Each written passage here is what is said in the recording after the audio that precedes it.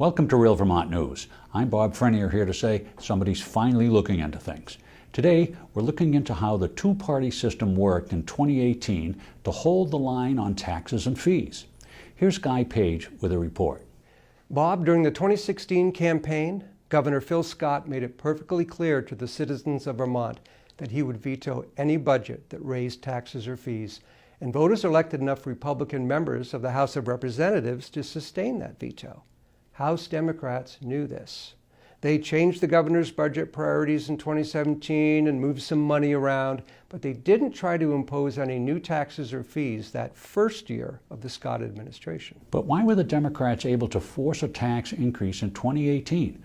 Weren't the House Republicans united with the governor on taxes this year too? Absolutely.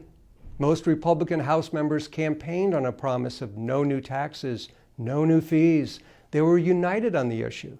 And in 2018, the governor vetoed budget after budget in an effort to make the Democrats keep the lid on government spending again this year. But the clock ran out. If the House didn't pass some sort of budget by the end of June, the government would have to shut down. The governor's vetoes kept the legislation in session right up to the deadline. The Democrats kept passing tax increases, and Republicans kept sustaining Phil Scott's vetoes. But then, didn't the Democrats try to confuse the public by keeping the tax increases confined to so-called non-residential properties, which most people assumed meant property owned by people who don't live in Vermont? Yes, but it backfired on them when Republicans reminded voters that 57% of those non-residential properties were farms, woodlots, businesses, and rental housing owned by Vermonters.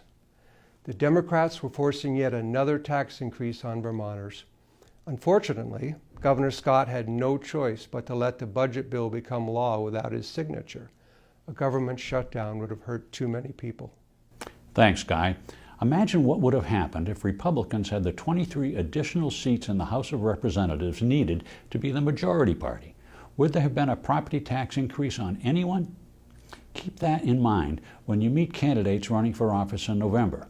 And be sure to like this video, then click your Facebook share icon to share this information with all your friends.